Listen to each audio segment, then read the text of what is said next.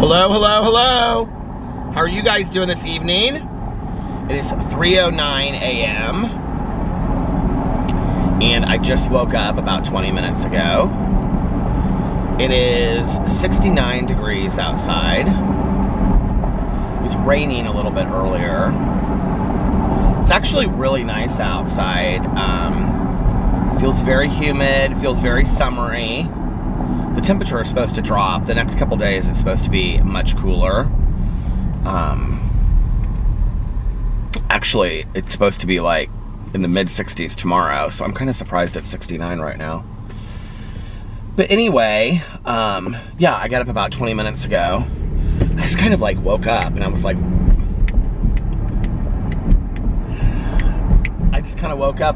wide awake. And the dogs woke up too, so I took them outside and let them walk around outside for a little bit. And then I was like, I'm gonna go vlog. And when I get done vlogging, I actually went to bed pretty early tonight. I was in bed like by 10 o'clock. So I got quite a bit of sleep.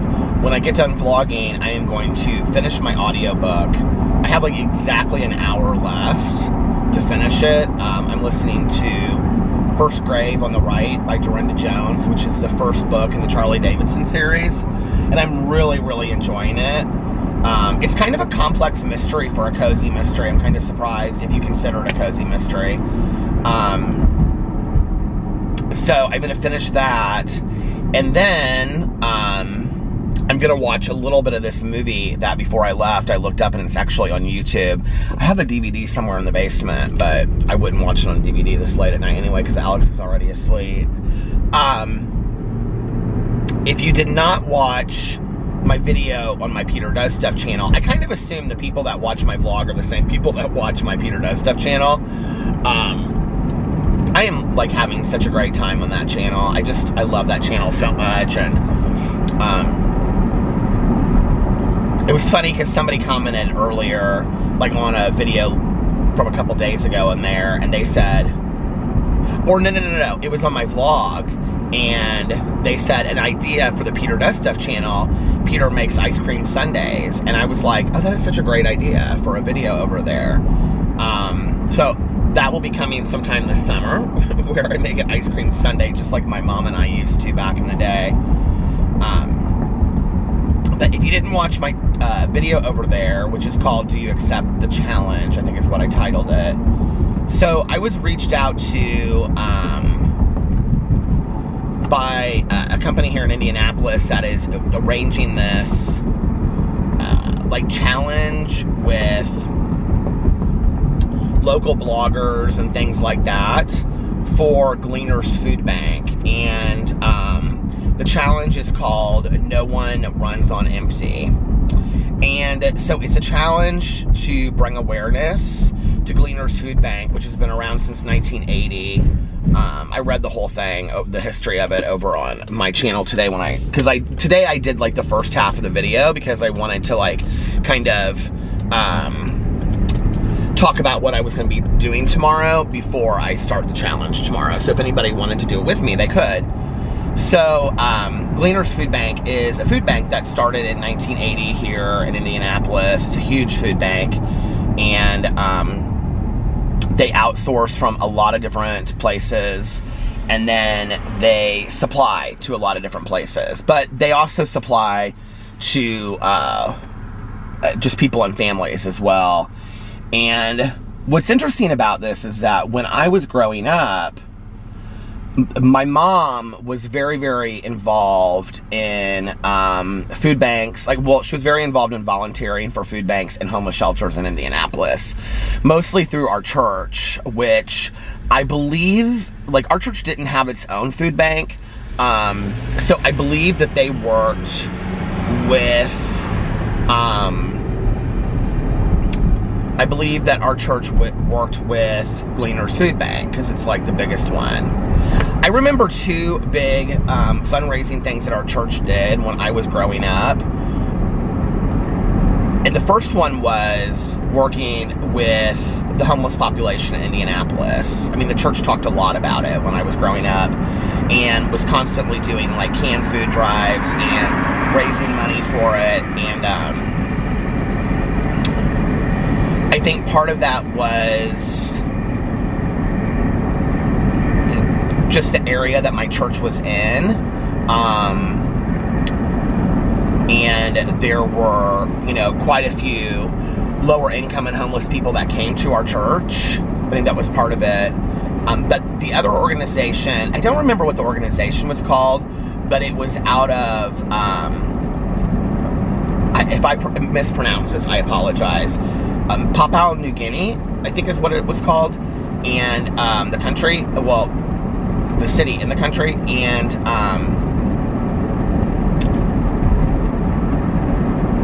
I hope I'm not showing any ignorance with that, but our church actually sent people over there every year and took resources and things like that. It's really sad, you know, that like my church that I grew up in, you know, it's interesting that I went on this long spiritual journey of my own, and typically that's typical of people that have had bad experiences with their church. You know, I didn't have any bad experiences with my church. I was always very accepted, always very loved by my church. They never said anything negative that I can remember about gay people, LGBT people. Our church was very open-minded. It was very liberal. And one of the reasons why my parents picked the church that I grew up in was because it had people from all kinds of diverse backgrounds and, you know, socioeconomic backgrounds and all kinds of things. And they really wanted me to, because I grew up on the north side of Indianapolis, which had very little diversity. And it was really important to my parents that I grew up witnessing and being part of a lot of diversity, because I wasn't going to get it where I went to school. So church was always a place where I felt very safe. My mom was always, my dad, until my parents got divorced, was very involved in the church too. And then he kind of gave it to my mom because he knew that it was important to her. So my mom was, I was raised Lutheran, and the church that I went to was called Our Redeemer Lutheran. And when my mom was growing up, she was Episcopalian, and the church she went to is called St. Paul's Episcopal, which is a beautiful church, like right off of Meridian. It's actually probably like 2 minutes from here. Do you know what I should do? I'm like, since I'm right here, I should just show you guys the church. I've talked about it before. It's right on the corner of Meridian. Like, it sits in like this kind of like weird area, and this is Meridian right here. Meridian's like the main street in Indianapolis that splits like, it can take you from like all the way on the south side to all the way to the north side. It splits the east and west of Indianapolis. Before I get into this anymore, somebody commented on my video and said that they really miss me opening the can of Diet Coke, because it was kind of the beginning of like this coziness, especially when I would do the driveway vlogs. So for that person specifically tonight, I brought a can of Diet Coke. I had forgotten all about that, but it says little things that I really appreciate, or that I love that you guys appreciate. It just makes me really happy, because those are the small things that I notice as well. So thank you to whoever said that. But anyway, when my parents got married, my mom was very proud of the church that she went to growing up. You know, it's interesting because I know that my grandma did not go to that church. And my aunt went to a different church with her friends in high school. My mom started going to this church with her friends in like late junior high, early high school.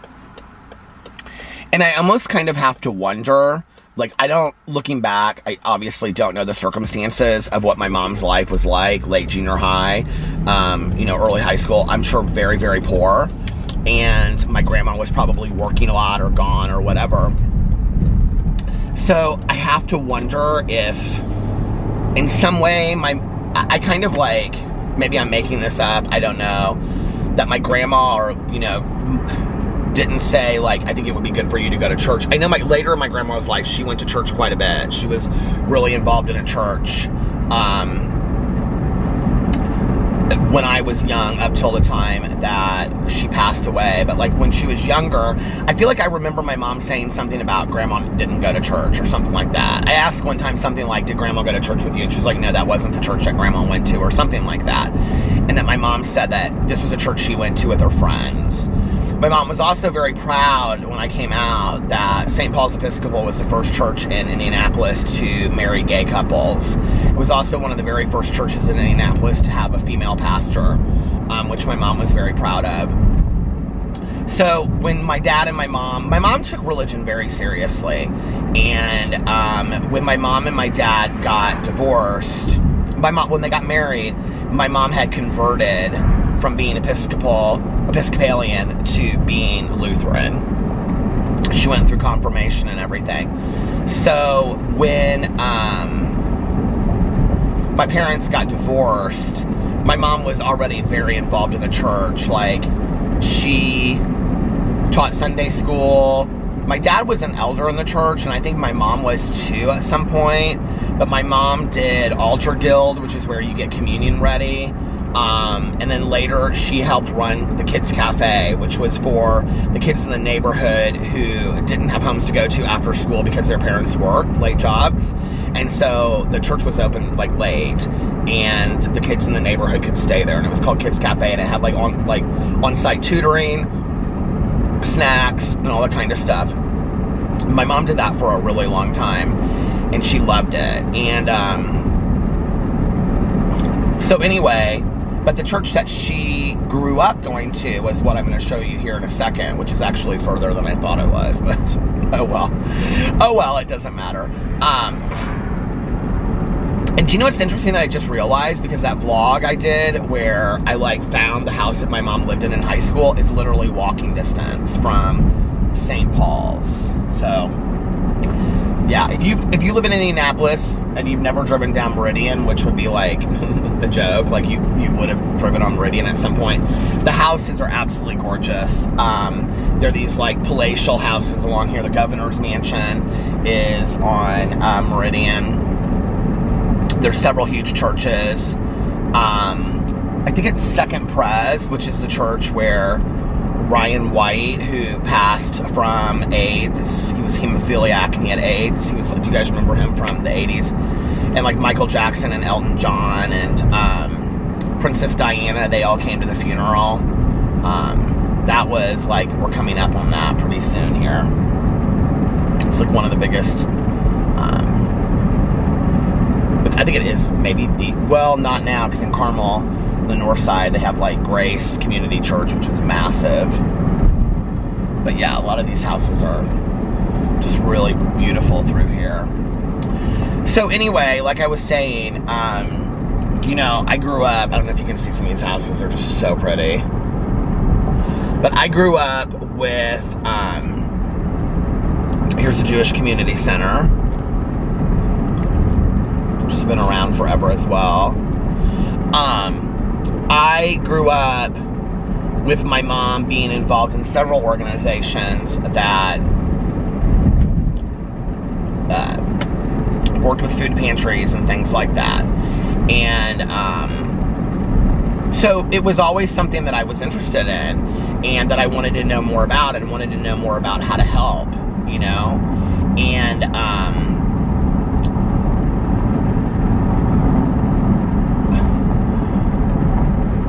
I have this memory, I don't know why, this is like me being real little, but I can remember like having some canned food drive. Did I pass it? It's on the right hand side. Okay, it's coming up here any second.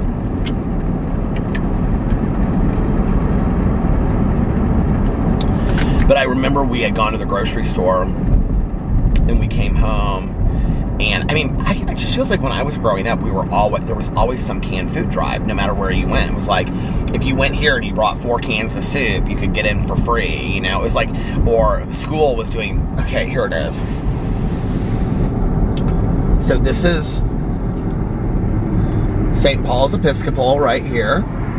It sits right on the corner. It says St. Paul's of Indy. This was the church that my mom went to when she was growing up.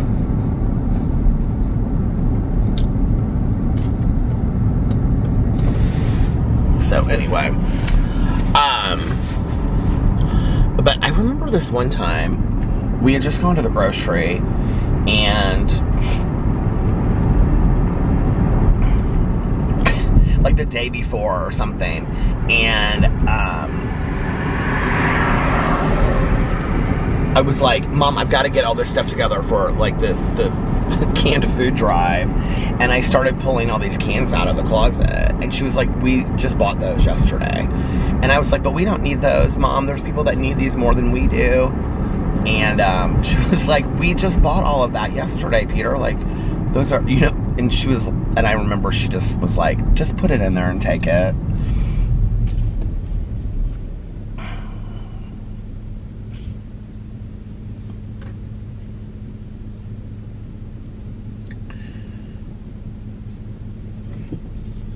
And then I remember sometimes like going and just buying specific groceries of what people needed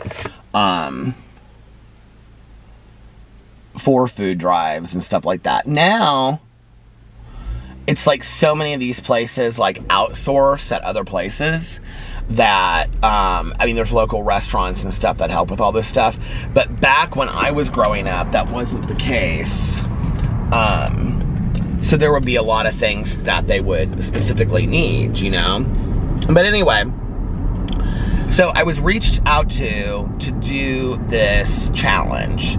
And it's in association with Marco Andretti and Mario Andretti, who is a race car driver.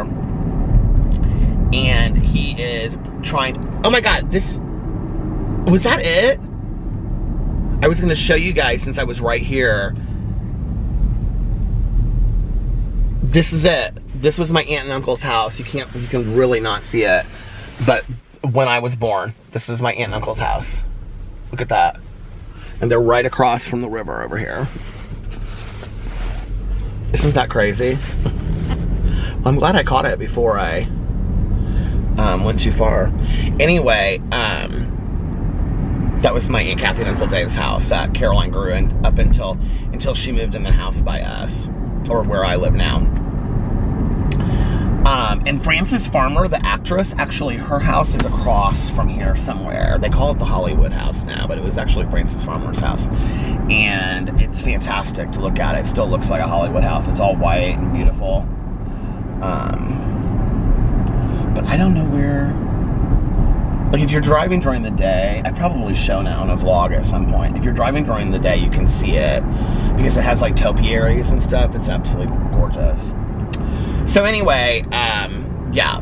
So I was reached out to do this challenge, and they're having like local bloggers and, you know, things like that to bring attention to it. And it's called No One Runs on Empty Challenge. Oh, there it is. There's the house right there. I don't know if you can see it, but you can't see it at all, can you? Yeah, but it has all the statues and whatever. So the challenge is that you attempt to eat on $10.50 a day, which I don't know how they came up with that number. But it must be some number that they have come up with from statistics or something like that through Gleaner's Food Bank. And then you're just supposed to like post about it. But I wanted to really see if I could do it. Like you know, because for me, I feel like, and I was talking about this in my video, it's like activities that teach me gratitude are long-standing in my mind when I do it. And whenever come on, this camera beanbag is not wanting to sit still. Whenever I start doing gratitude lists, which by the way, today, this morning, I sat down and did my prayers, my meditations, while having a glass of water, and then I did a written gratitude list and read it out loud. So, because I want to get back to doing that again. But whenever I do written gratitude lists, food always appears on my gratitude list, obviously. Having food to eat, having an abundance of food, being able to go to restaurants, being able to have things I want to have. But, you know, I have had the privilege in my life to never go hungry for a day. I've always had food to eat, and I know that is not the case for so many people out there. And, you know, I mean, when we look at, you know, other countries and third world countries and things, I think we tend to go there and we think that way. But the reality is, it could be the person that you're sitting next to at work, and you may not even realize it. And what was interesting was, when I did the video earlier today, there were so many people were so just raw and vulnerable to share their stories in the comment sections. It was just amazing. Sharing about how they were either homeless now or they had been. And one woman shared about how she was working and living out of a hotel because she was homeless. And, you know, and somebody else shared that if it wasn't for their family letting them come live with them, they would have no place to go, you know? And a lot of people shared living, because I honestly, when I thought $10.50 was kind of like a high mark, I said in the video, you know, that I would think that most people that that are homeless or don't have money for food, it would be a lot less than that you would actually have to live on a day. I think $10.50 is kind of a high mark per person, you know? So anyway, so I did the first part of it, and tomorrow when I'm gonna do it from the point that I wake up to the point that I go to bed, and I'm gonna do it as if I woke up. I just went to the bank and I got $10 out, and I'm gonna take my $10.50. I got my 2 5s right here, and I'm just gonna use cash, and I'm gonna do it as if I woke up tomorrow and something had happened overnight that meant that all I had was $10.50 for the day to live on. I've actually, in my life, homelessness and people that have addiction issues kind of go hand in hand sometimes. When I worked in treatment, you know, a big part of what I did, especially with a social work background, was working in systems and getting people connected to resources, you know, and things like that, getting their families connected to resources like food pantries. There's a lot of things that go, you know, when you talk about addiction issues, you know, domestic violence is something that goes along with that.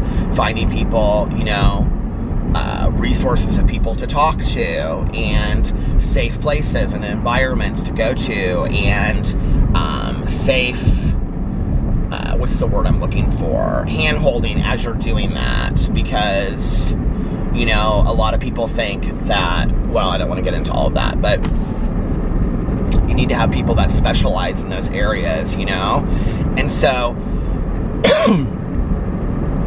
homelessness and not having money because you're spending it on drugs and alcohol for food and clean water and toiletries is something that a lot of addicts and alcoholics face on a daily basis. And I also think there's this stigma that goes along with it, like, well, if you're an addict, an alcoholic, and you're spending your money on drugs or alcohol instead of food or instead of toiletries, then you don't deserve to have those things anyway, right? Like, that's your fault. But the problem that people don't understand is that addiction is a disease. And a lot of people, if they could just walk away from it and live a healthy life, they would. I mean, it's where people get to the point of being sick and tired of being sick and tired.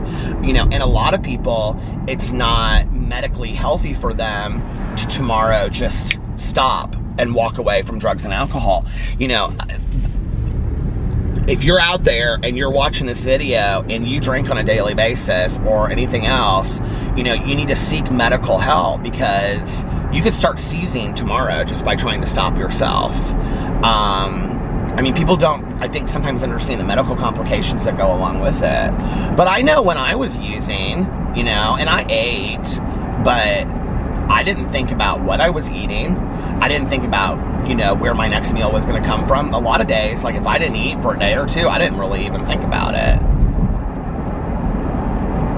So, you know, one of the things is that when you are treating addicts and alcoholics, you're treating them with nourishment as well. And so, like, I think that's why,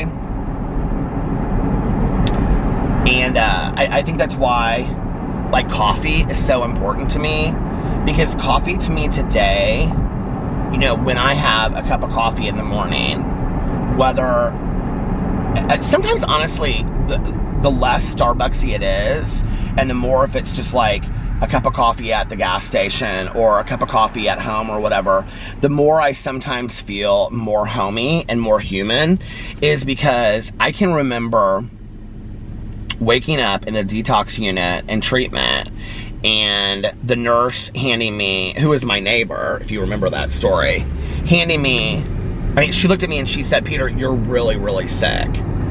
And she handed me my pack of cigarettes that I come in with, because I came in with all these cigarettes, because I knew I was either going to jail or treatment. So I came in with all these cigarettes, and she handed me a pack of cigarettes and a lighter, and she said, "Go down to the lounge and get yourself a cup of coffee." And at that time on the detox unit was the only place that they served caffeinated coffee, and the rest of the hospital you couldn't get caffeinated coffee.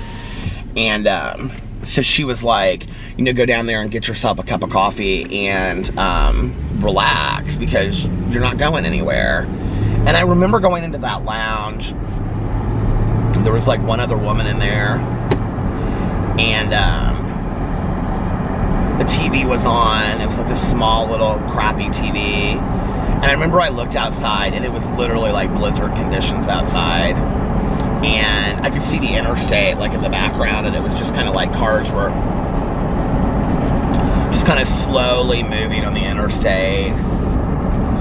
And I remember sitting there and getting myself a cup of coffee in a styrofoam cup and sitting down and lighting a cigarette, and I felt human, you know, I really did. I felt human in that moment drinking that coffee. And to this day, there's something about a cup of coffee that, especially a hot cup of coffee, which is interesting because I drink iced coffee a lot, but when I go to like meetings and stuff, I always get a hot cup of coffee. There's just something about it to me that is so humanizing and makes me feel alive again, and makes me feel like, I don't know if it's because it reminds me of that morning or that day, or you know what, I don't know. But anyway, please come over to my Peter Does Stuff channel and see how I do tomorrow. And also, I mean, I may just show like the beginning of it and then going to the grocery store to show what I buy. I've kind of like in my head already thought about how I'm gonna do it a little bit, like the things I'd have to have. Like I take, you know, medicine every morning for my epilepsy, plus vitamins I take, and I mean, I'm not gonna wake up with clean water tomorrow, you know, so that's one of the things I'm gonna have to think about when I get up. And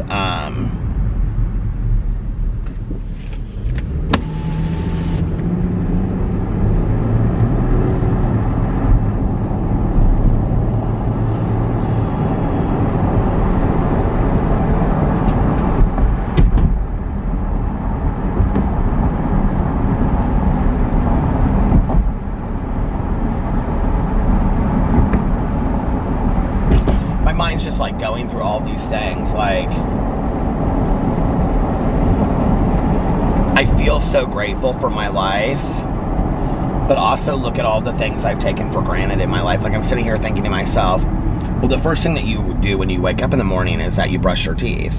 But if you were truly living... It stopped. But I was sitting here thinking that, like, the first thing I do when I wake up in the morning is I brush my teeth, right? But if I truly lived in my car, or in a cardboard box, or a tent... I've had quite a few friends of mine that are, you know, when they were, before they got sober, and then after they got sober for a while because they were homeless, they lived in tents, like, under overpasses and things. And, I actually have a very, like, a dear friend of mine who is kind of, like, a miracle story like that, about living under a bridge. And, I mean, his life looks nothing like that today.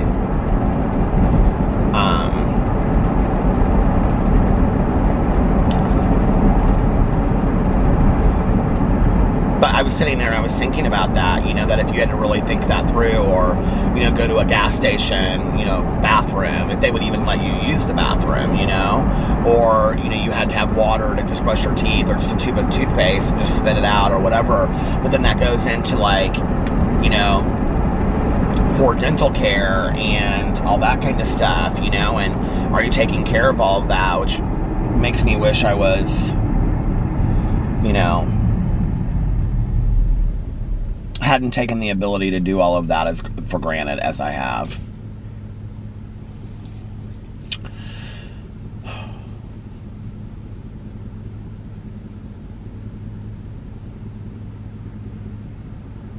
So for any of you out there that didn't watch my video on my Peter Does Stuff channel, feel free to. I would love for you to do the challenge with me. If you want to donate money to the Gleaners Food Bank, that would be great. But really the purpose is to bring attention to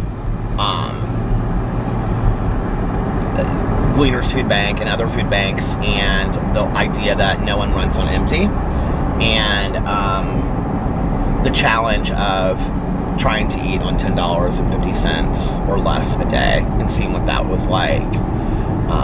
So if you'd like to do it with me, I would love for you to participate in the challenge with me. And yeah, I'm hoping that it has some kind of lasting effect on me, that I learn from it. And that, you know, because when I was, like, saying that, like, actions and experiences of gratitude for me are what I learn the most from. So I'm hoping that I do learn from this, you know, and I realize everything that I have, you know, how blessed I should feel. So that's tomorrow. And then tomorrow night, no plans.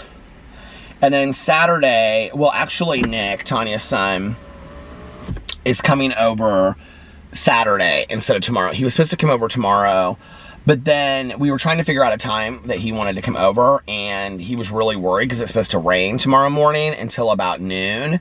And so then he was going to come over at 12, and I think he thought it was going to end up being this really late job, like late in the afternoon. And I was like, dude, just you tell me when you want to do it. I don't care. He's like, or we could do it Saturday. And I was like, if you want to do it Saturday, do it Saturday. I mean, if you want to do it next week, I'm fine with that too. So as of right now, he is coming out on Saturday at 11 o'clock. And then we're going to go buy the mulch and stuff together. His dad was going to, like, go and just, like, they were going to buy a pickup truck worth of mulch. But I honestly don't know that I think we need that much mulch.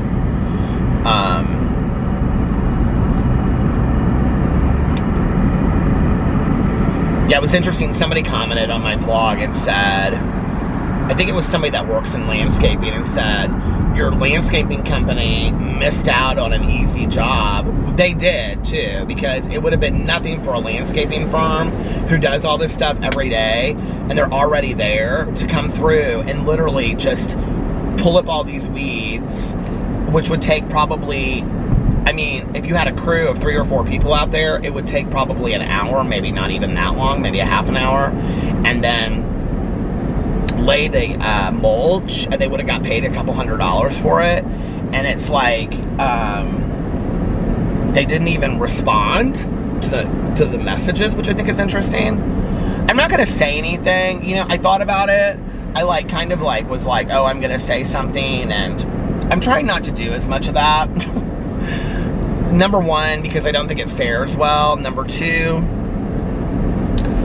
I think that one of the lessons I've learned in the last couple years is that you never know what's going on with somebody's life, or you never, I mean, the woman that didn't return my phone call, maybe it was a mistake, you know? Maybe she was having a really bad day. Maybe she got some of the worst news in her entire life. And, you know, I don't get anything out of telling somebody off. I just don't anymore. You know, like, I mean, back in the day, I would have been like, I can't believe that she didn't. I mean, there's such a sense of entitlement that comes along with that, too. It's like, you know, I don't know what her day looks like. You know, if the worst thing that happens to me in a day is that somebody that's going to do landscaping that I'm going to pay him for doesn't return my call for an estimate, if that's the worst thing that happens to me in a day, don't I have a pretty good life? Like, seriously? So, you know, like, I don't do a whole lot of that anymore. I try to do, you know, I try to take what life hands me. You know, probably the most valuable lessons I've learned in the last couple years is, I'm not thinking this, I haven't sat down and scripted this out, so I'm just kind of pulling this out. This is, you know, as I go. But like that, for one, you know, like, let's not make a mountain out of a molehill, first of all. Let's not take something and blow it into something that it's not. And let's not purposefully make somebody's day worse, right? Like, it's one thing if I'm sitting in a hospital and I can't get a nurse to get off, you know, his or her butt to come and check on my mom who is, you know, in critical care. That's one situation, okay? But to get somebody to call, and still in that situation, I don't know what's going on with her life, right? But to get somebody to, and I'm just making that up as an excuse, but my mom actually, when she was in ICU, she had pretty good nurses. I will say that none of the nurses ever, from one nurse to the next, had any clue what was going on. But that wasn't their fault. I think that was because the doctors were not communicating. But the nurses were very attentive in the ICU when my mom was there. I think my aunt would have disagreed with that a little bit, because my aunt was bringing in all these like flower pots and stuff, and the flower pots out front, and she would say, I can't believe they don't have anybody out here that beheads these flower pots. And my aunt was very much like, when my mom was in the hospital, I mean, she was there all day, every day. She was very much like Shirley MacLaine in terms of endearment. But, you know, like, okay, that's a different situation than getting your food wrong going through a fast food restaurant, or somebody not calling you back on an estimate on yard work, you know, or whatever. It's just like, today, I try not to make big situations out of stuff that I used to make big situations out of. Like earlier today, you know, like deleting my vlog. It's just not that big of a deal. You know what I mean? And the emotional roller coaster that I put myself through for stuff that's really not that big of a deal is crazy, right? So I don't do it. I just don't do it anymore, you know? I've learned that there's more power in staying peaceful and serene than there is getting all heated over something. And I have to tell you, probably the person I learned that from the most was my husband. My husband, you know, as kind of flashy and funny and sarcastic and stuff as he is, he doesn't really get worked up over stuff. He just doesn't. And, you know, in the past, when it's something that I've kind of like, do you ever start spinning? You know, you start spinning in your head about something, well, this and this and this and that, and he'll just kind of look at me, okay, well, let's go back and let's start, you know. He was very calm with that stuff. And I think that's really where I learned it first. So, you know, he really taught me that, I think, you know, originally it was where I learned it from him. I think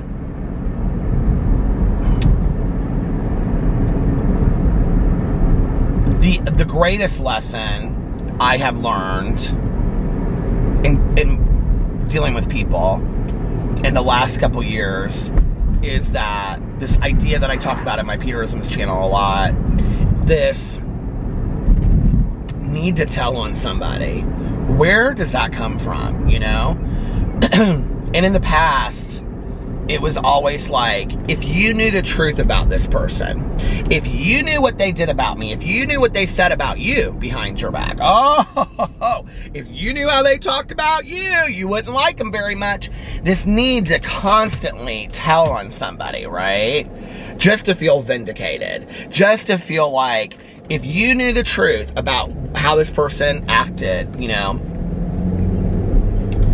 then you would tell me that I was right and everything. And you know, the interesting thing is, I think a lot of people, well, when I talk about it, it has a lot to do with me doing like inventory and evaluation and realizing that all that time that I am spending talking about somebody else, what it's doing is, it is time that I am taking away from working on me, right?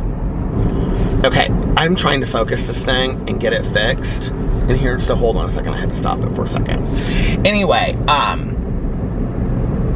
but the other thing that I learned about that was that if I'm spinning my wheels and I'm sitting here and I'm telling you about this person, right, and that person, not only is it time that I'm taking away from working on myself, but it's also, it really speaks to who I am as a person, right? And I just don't have the need to do that today. I don't, you know what, when friendships end in my life today, or, which I don't really have that happen anymore, but when I have people that, you know, I'm just not friends with anymore or whatever, or they're just not in my life anymore, I try to, you know, past relationships, past romantic relationships, I think I learned that from a lot as well. I try to look at those situations and I try to think to myself, well, what were the good moments? What were the things that, because I think that we have this tendency, because we're hurt, right, to want to go and, like I said, tell on somebody, right? Like Tanya and I always talk about that, this need that we have to want to tell on somebody. Who is texting me this late, my lord?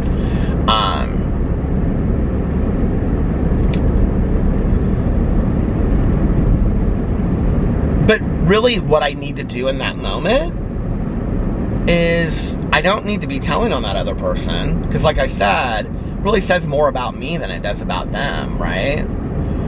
What I need to be doing is talking to somebody in my life that's in my support system about why I'm hurt, about what happened in that friendship and how I feel wronged, you know, and to have somebody sufficient enough to look at me and say, but yes, but what is your part in that? What did you do? You know, did you let the other person know? Did you know, what did you do to, you know, did you try to correct the situation? Did you do everything that you could possibly do? Do you have a part in it at all, right? And then to look back on it, hopefully with fondness, you know? I'm such a, like, somebody put this on Twitter the other day and they quoted me. Don't quote me, it's not my quote. I don't know who said it. I've known this quote for 30 years, but I mean, I've heard this since I was a kid. But I am such a believer that people come into our lives for a reason, a season, or a lifetime. I mean, I am such a believer in that, you know? And it's in not knowing. You don't know at the time. You don't know when you're sitting there and you and your friend are like, oh, we're going to be best friends forever and we're going to hang out for, you know, till the next 60 years and our kids are going to hang out together. You don't know if that's true. You know, I look at my friends that I was friends with in high school, and as sad as it is to say, because I thought we would be beside each other for eternity, they were definitely seasoned friends. They were definitely friends of mine that, like, I mean, I would love to see them. I would love to get together with them. And if we had a new friendship that started as a result of that, I think that would be great. I gotta pull in here and see who's texting me. But those were definitely seasoned friends, you know? I think I have very few lifetime friends. I only have a few, just a few. And, a few that I don't even talk about on here, that you wouldn't even know if I mentioned, but they're, because they don't want anything to do with this, and they live very anonymously, and that's fine. And they are just as important to me as 2 or 3 other people are in my life. But I don't have many lifetime friends. I would say I only probably have 3 to 5 in my life. And then I have other people that I would say are close friends, but I don't know if they're like, their season is my adult life, or they're just here for the last part of my life, or whatever. I don't really think, I don't go into each friendship and look at it and go, is this a season? Is this a reason? Is it a lifetime? But you can tell, you know, when somebody's a lifetime friend. And I hope some of these friends maybe become lifetime friends, you know? And then I've had a few friends in my life that have been reason friends. Whether that reason has been to teach me a very important lesson, or to get me through a very difficult time, or to get me through a fun time of my life, you know. I've had friends of mine in my life that were just fun friends, you know. Like, that was really, like, it was no deeper than that. We just had a lot of fun together, and that's okay, you know. But I think that's probably one of the most valuable lessons that I've learned, is that I don't have this need today to tell on somebody else, and like, if you only knew this. And I have to honestly say, it really, the way that it came to me was, you know, there's kind of this saying in recovery that is, if you knew my life, you would drink like me too, right? And I remember I was sitting there, I had said something similar to this in a meeting, or I said something similar to this in a video one night or one day about, you know, like, if you knew the truth about this person, if you really knew the truth about this person, and let me tell you, let me just say this, okay? If you really did know the truth about some situations, I think there are a lot of people out there that would be like, wow. Wow. Like, wow. Like, I did not know that, and Peter has never said anything about this. Wow. I don't have that need today. I just don't. But I was sitting, but I'm just saying that. But I was sitting in this meeting, and I had made like a video about that, right? And I'm sitting there, and I'm listening to somebody talk, and somebody, I don't even remember what meeting it was, I don't remember when, how, whatever, but they said that, you know, and I was thinking about that, and I was like, this idea that when we get sober before that, it's like we're sitting there bitter and angry, you know, and wow, if you knew my life, then you would drink like I did too. If you knew my life, then that would be a good enough excuse to use everything that I use and put it in my body, right? And I thought about that, and I thought, it's kind of the exact same thing. Like, if you knew what this person did to me, you would know, and you would say, and you would co-sign that it is okay to have hatred in my heart and live my life as a miserable, angry person because of what happened. Well, no, I don't believe in that. I don't at all. I think I have to inventory situations, and I'm talking about, like, I mean, unless they are like deep, deep, deep-seated issues, the majority of what happens to us, I'm not talking about stuff that we need to go to counseling for and whatever. I'm talking about surface level stuff. This car came over here, and I don't see where, oh, it parked over there. Like surface level stuff, right? No excuse for me being angry, bitter, and miserable. And you know what? And I have no right to put that on somebody else either, you know? Like, I need to be responsible if that's how I'm living my life.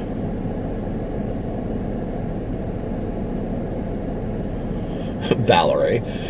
She said, your vlog tonight was all over the place. See, I can't vlog during the day sometimes. She said, you are too funny.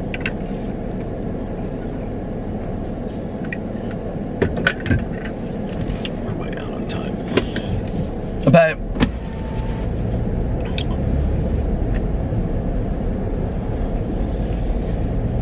that's one of the most valuable lessons I've learned.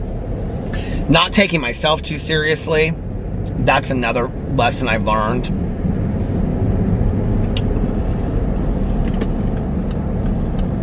I think sometimes in the past, I look back on it, you know, when I took myself so seriously, and I'm stomping around like a 4-year-old, you know, like, well, This is serious.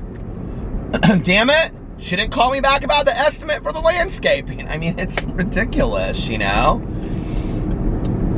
And the thing is, I still have the capacity to act that way today.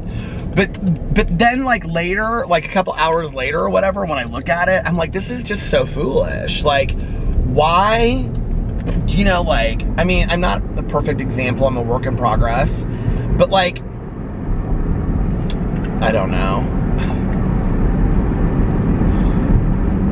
You know, for me, I think I really want to get to this place. Like, obviously, I don't know if all the time it's possible, but this place of, like, pure peace and serenity, where I don't let a lot of anger and resentment in, and I don't get real frustrated by stuff, and I don't borrow a lot of trouble, you know, so that I can enjoy my life to the fullest, so that I can enjoy my life to the most that I possibly can, so that I can. You know, I was looking at my beach bags came today in the mail. Was it today or yesterday that they came? I think they came yesterday. But, you know, I was looking at them and I got so excited. And I had ordered 2 of these. I had ordered 1 of these. Do you guys know these, like, they're called, like, Turkish towels. And they're these towels that are, like, very, very thin. And, they're supposed to dry really quickly. They don't look anything like a towel. They look like a bathing suit wrap. But they're supposed to be, like, great for sitting on chairs because they dry really quick and whatever. So I bought 1, and then I bought 2 of these cabana towels because we haven't had new beach towels in forever. I actually looked at Meijer the other day, and their towels were, like, really thin for the pool. So anyway, I was just, like, looking at these bags, and I was showing them to Alex, and I was talking to Tanya about them, and I'm already, like, putting, like, my suntan lotion and stuff in them and getting my towels right. I'm so excited about it, you know? And it's like, when you realize that the capacity to live an amazing life, for those of us, you know, I was talking about, for those of us that are fortunate enough, let's just say that, okay? And blessed enough, because it is a blessing, to get up every single day and not have to worry about a lot, right? To then make your life worse by borrowing anger, pity, resentment, and misery, and living in that, when you've already been given the blessing that you don't have to worry about where the next meal is coming from, or where you're going to sleep at night, or if you're going to live or sleep somewhere safe, you better pull it in, you know? And I think it's about being appreciative of that and removing the clutter so that I can be of service to others, and that I can also appreciate and enjoy this life that I've been given as much as I possibly can. And one of the things that I have had to learn is that means I need to stop complaining, okay, in my personal life about, you know, personal things and people. Like, I gotta stop complaining, and instead of complaining, be grateful. And it's really just switching your thinking, you know? I'm not 100% there yet. I'd say I'm probably, if I'm being fair, I'd say I'm probably 62% there. But 62% is a lot better than 32%. And 32% is a lot better than 2%. So I'm doing a lot better than I was doing. But I just, you know, I'd like to get to the point where I don't really let in a lot of negativity and anger. You know, I think there's this idea that when we say, like, we need to remove toxicity from our lives, or we need to remove negativity, right? We always think that it's, like, whenever I say that in, like, my Purisms channel, like, it's always kind of, like, in reaction or response to, like, toxic or negative people. But sometimes, and this is just the truth, right? We can be the most toxic and negative person in our own lives with our negative thinking and our negative talking and our toxicity and, you know, all this kind of stuff. It's like, I see people like sometimes on like social media and stuff, and I'm like, are you ever happy? Even for 30 seconds? Like, are you ever happy? This assisted living program, whenever I come by here late at night and they have all these ambulances out here, it always makes me very sad. And tonight they do.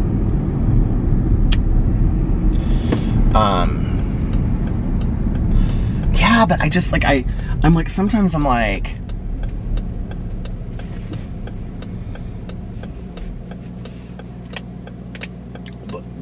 pull it in a little bit.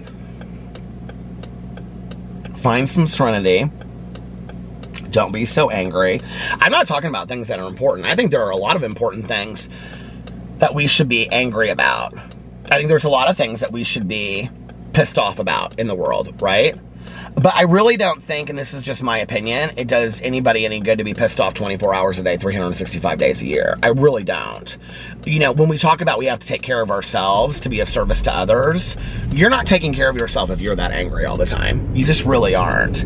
And, it was like way out of focus again, but can I just tell you what is so weird is that when I was like focusing it to start recording again, when I was looking in the camera, this is like the weirdest thing. I don't know why. Because it was when I was a lot thinner. It's not now. It like reminded me of when I was like in my 20s and I would wear a baseball hat.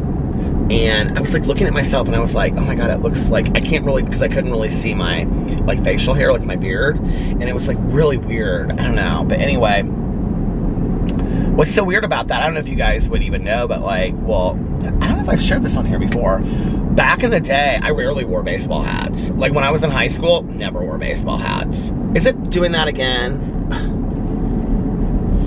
I don't know. Sometimes when I like piece it together, I'll like look through it and I'll see that there's like so much of it that is blurry and, you know, whatever. But anyway, I just think like, it makes me sad, honestly, when I'm like,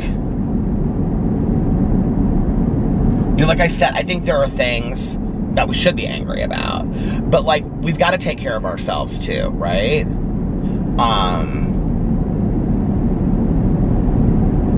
And so I think part of that is enjoying life, finding gratitude in life.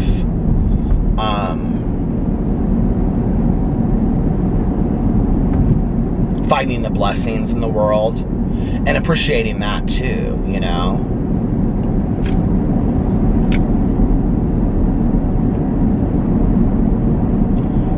I don't know, I don't have it all figured out, obviously. Nowhere near.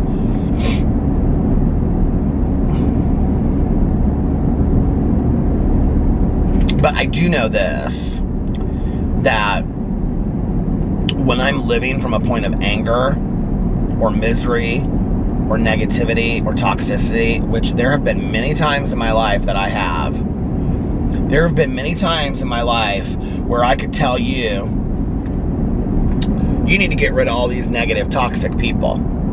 And I was the most negative, toxic person sitting there, you know? And truly, I was.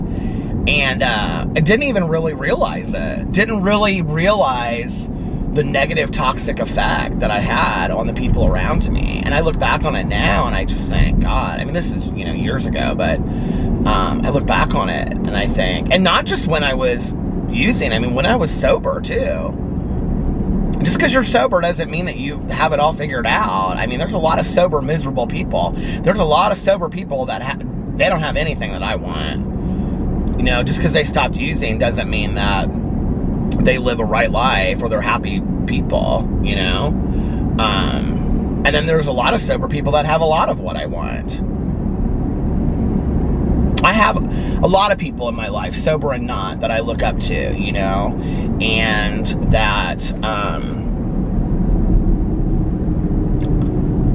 they appear to be enjoying life fully and having a lot of fun. I love the message that I saw in the interview with RuPaul and Oprah, where Oprah asked, like, the meaning of life to RuPaul, and RuPaul said something to the effect of, It's a great interview if you've never seen it, How the Battery's Gonna Die. Said something like, I think the meaning of life is to live a right or good life and be an example to others, and then enjoy your life after that as much as you possibly can to be example to others. And I think that that's so true, you know? I really do think that that's true, and that our purpose here is to be of service to others, to live a right life, and to be an example of that to other people. And then after that, to live the most happy, joyous, and free life that you possibly can and really enjoy the blessings that we were given. So, all right, you guys, listen, I don't want to change the battery tonight, so I'm going to get off here now. I hope you guys are having an amazing Friday, an amazing beginning to your Memorial Day weekend, if you celebrate Memorial Day weekend in the United States. And if nobody else has told you this today, I love you, and be kind and compassionate to one another. And I love you guys so much, and thank you. I don't ever say this, but thank you for listening. It means a lot to me. I really appreciate it. And I love you, OG Wolfpack. I love you guys, and I'll see you tomorrow. Bye. Love ya!